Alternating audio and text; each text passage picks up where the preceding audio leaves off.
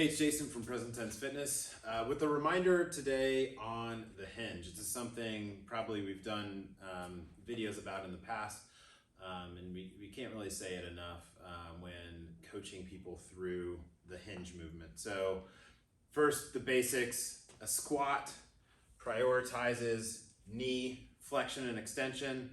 A hinge prioritizes hip flexion and extension. So when you hear the word hinge from a trainer or a strength coach, what they're talking about are the exercises like deadlifts, Romanian deadlifts, kettlebell swings, things like that. And so when we're coaching these, we want to keep in mind that this hinge is not about bending over.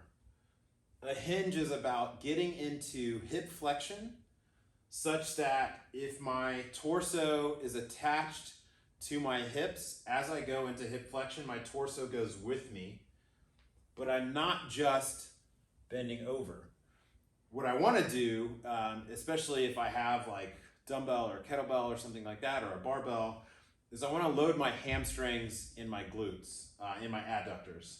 So a hinge is about pushing my butt through this wall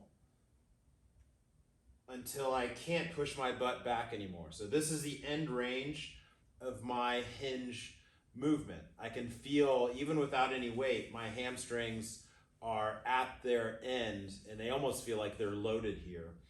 If I go deeper than this, so if I get into that idea of like reaching rather than pushing my butt back, look at where I get that range of motion from.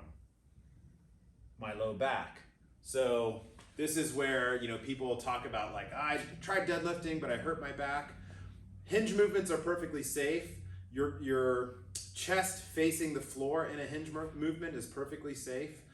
And, gasp, picking something off the floor with your chest facing the floor is perfectly safe as long as I'm loading the big muscles that I want to load. Where I can get into trouble with the hinge movement is, again, let's say I hinge well, but I push past my range of motion, and now I'm getting that extra movement from my low back. So with a hinge, think less about reaching and more about pushing that butt as far as you can behind you.